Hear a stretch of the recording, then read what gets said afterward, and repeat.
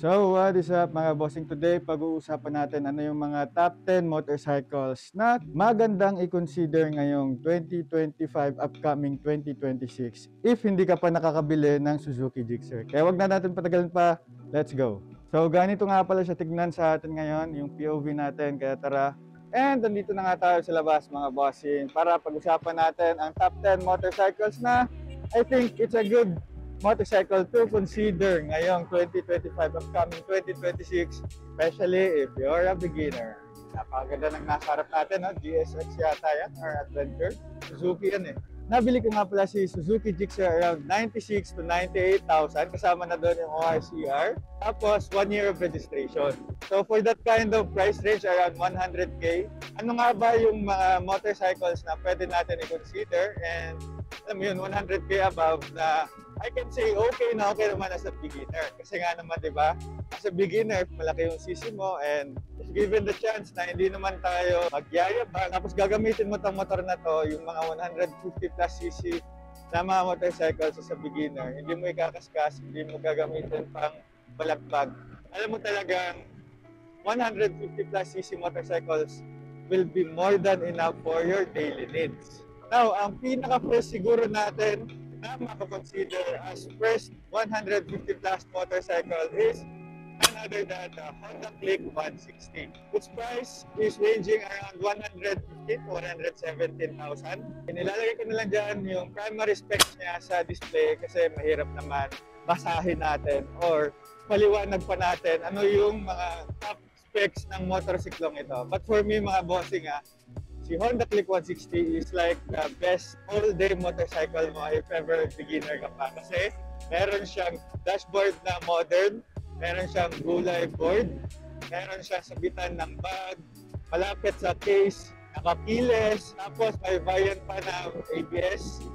And maganda din yung kanyang utility box dito kasi pwede malagyan ng half-face helmet.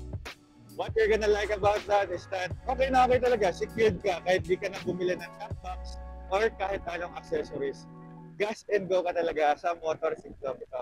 Next naman natin ang motorcycle na mako-consider na maganda din as a beginner is Honda CB150X. Lalagay ko ulit yung top specs niya dito.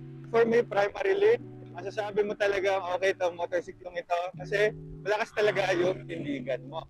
And if your height is Pinoy height average, masasabi mo talaga itong motorsiklong ito is mas malakas tingnan ang tindigan mo. Yung level of easiness mo dito kay Honda CBX, I can really say medyo mahirap siya sa beginner kasi nga diba naka-clutch. Mag-a-adjust ka pa ng konti, medyo mag-ano ka pa, magkakapa ka pa sa timpla mo dito kung kailan ka magka-clutch, kailan mag-gas, ganon. So, isa rin yon sa major challenges mo if ito yung magiging consider mo. However, with its price, I can really say, long-term wise, grabe to, beginner ka. Tapos, nasucceed mo yung beginner phase mo, grabe to motorsiklong ito, mga bossing. Para kang naka-mini BMW nito. Tingnan mo naman yung mukha niyan, mga boss. 150 plus cc motorcycles like Honda CBX is you're one of the best go-to motorcycles to consider talaga. Next naman natin dyan is none other than our cousin Suzuki Gixxer SF150. Lalo na yung pricing niya, malapit lang kay Suzuki Gixxer 155 natin na naked. Yung frame naman, kamukha din is Suzuki Gixxer SF250cc. And nakaganda niyan in 2025, ngayon nila pa ni-release itong motorsiklong ito. Kasi ba naman, ang ganda ng motorsiklong ito. And isa tong motorsiklong ito sa mga kinoconsider ko dati, yung Gixxer SF250. Wala pa kasi yung 150 noon, kaya yung motorsiklong yon is na-consider ko. Yung price niya, pricing malapit kay Yamaha XSR 155. So, ilalagay ko yung primary specs nito dyan sa screen natin. And try to think about it if maganda din ba itong motorsiklong ito para sa'yo as a beginner. And ito ang mga bossing sa isa sa mga pinaka-controversial ko marirecommend sa'yo. It's none other than the Suzuki Raider 150 Pro or Suzuki Raider Pro. Ito mga bossing, matutuwa ka sa mukha nito kasi kamukha niya si Suzuki Gixxer 155 yung headlight niya, pero on an underbone style. Para kang naka semi-automatic or let's say Suzuki Raider, pero pinalitan yung headlight. Pero ang sabi doon naman ni Suzuki dito is that ganito daw yung headlight natin sa Suzuki Raider kasi mas malaki yung bugaan ng headlight. And I admit, hindi ko yan itatanggi na maganda talaga ang buga ng Suzuki Gixxer natin. Ito mga bossing, beginner ka, and medyo gustong-gusto mo pa yung pabilisan, gustong-gusto mo pa yung high-performing motorcycles, gusto makipagsabayan. No doubt mga bossing, this Suzuki Raider Pro is one of the best motorcycles I could really recommend for you, especially if beginner ka, as long as you ride safer every day. Ilalagay ko yung primary specs dyan sa screen para naman ma-consider mo if maganda din ba to and pasok ba to sa taste mo. Ito mga bossing, isa to sa mga sikat na motorsiklo ni Yamaha dito sa Pilipinas. And it's none other than the Yamaha Sniper 155. For the price range around 126,000, masasabi mo talaga itong motorsiklo nito. Ang alam ko dito, nakakilis na to if yung top variant ang bibilhin mo. Maganda din kasi nga naman, di ba, if ever ito yung bibilhin mo and gusto mo ng high-performing motorcycles, isa talaga to sa magiging best consideration motorcycle mo and magsasaka talaga yung ulo mo dyan. Lalagay ko na rin pala sa display yung primary specs dito to consider if this is one of the best motorcycles you can consider if you're buying one, especially sa beginner. Next motorcycle to consider, ito mga bossing, medyo mahal to pero isa to sa mga motorsiklong masasabi mo talagang premium and long term mong gagamitin kasi nga naman, di ba, classic feels, dumaan ka dito, hakot talaga ang aura sa'yo. And it's none other than the Yamaha XSR 160 mga bossing. Its price right now is around 182,000 mga bossing. Dati-rate, nung kinikonsider ko pa yan, aside from Suzuki Gixxer, it was priced around 162,000. So malaki talaga yung naidagdag na inflation value natin. But for this kind of price, hindi ka rin talaga magsisisi sa motorsiklong ito.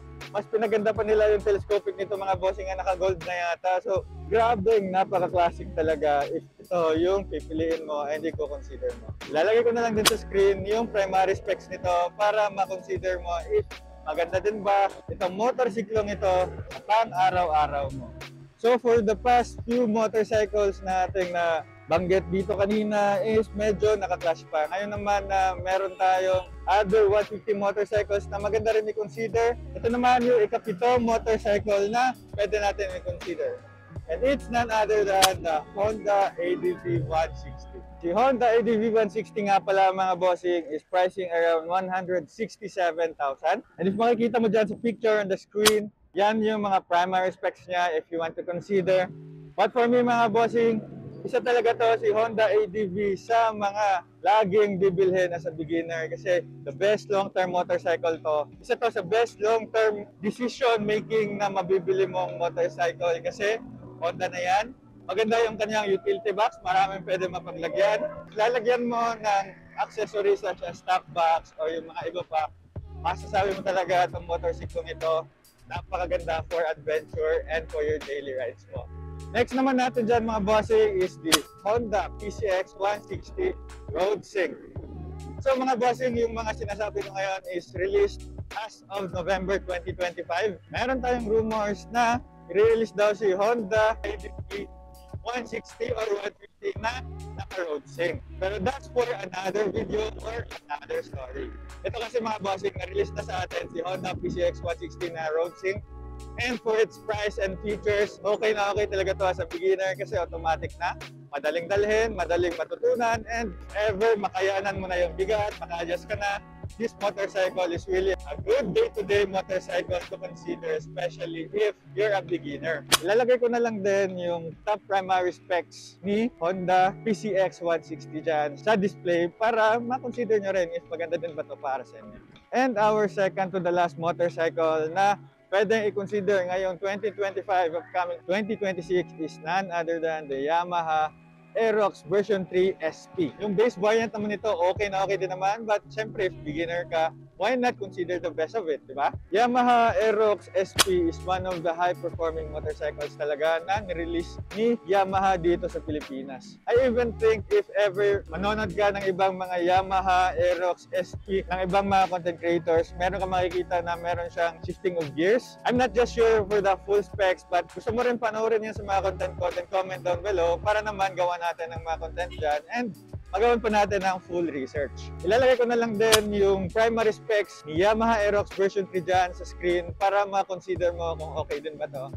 But for me, as a beginner and this motorcycle, okay na okay talaga to. Kasi yung likod nito, akala mo talaga meron siyang hawig ni Yamaha R1. Now on our last video, ang pinaka hihintay ko motorsiklong ma-share sa inyo, none other than the Yamaha NMAX version 3 na turbo. This motorcycle, mga bossing, is hindi talaga magpapatalo kasi first of all, it has the performance, but it also has the comfort. To tell you honestly, nakaupo na ako mga bossing ng NMAX version 2 pero wala pang version 3. But I assume, speaking that it's NMAX, masasabi mo talaga that this motorcycle is built for comfort but di rin nagpapatalo sa speed simply because Yamaha yan, meron niyang VVA na feature. Lalagay ko na lang din yung primary specs ng Yamaha NMAX version 3 na turbo dyan sa display para ma-consider mo kung okay to. And for its price around 176k, masasabi mo talaga mahal tong motorcyclong to, kaya ever gagamitin mo to, masasabi mo talagang lock in ka muna for how many long years dito kasi ba naman for that price, kailangan mo talaga i-appreciate yung value nito. And to consider this motorcycle, I can really say sulit na sulit din naman itong motorcycle ito. Hindi magpapatalo. So if you're 80% decided na bumili ng Suzuki Gixxer, I hope this top 10 motorcycles na maganda i-consider ngayong 2025, upcoming 2026 is a really good choice din para pag-isipan mo ano yung bibilhin mong motor. Kasi ba naman, di ba, you're gonna use this motorcycle for a very, very long time. Hindi ka muna mag-upgrade, hindi ka muna magpipili kung anong magandang motorsiklong bilhin mo. Kasi nga naman, di ba, you're gonna lock in for a very long time using this motorcycle. Except na lang kung marami kang pera. Alam naman natin, this upcoming years, mga bossing, if alam mo naman, nakikita nyo naman yung daan natin dito, minsan traffic, minsan hindi. Diba talaga perks pag meron kang motorsiklo? Kasi hindi mo masyadong ramdam yung traffic and mabilis ka pang maka-arangkada sa mga daan if ever gagamitin mo to. And mas madali kang makakarating sa paroroonan mo if meron tayong motorsiklo.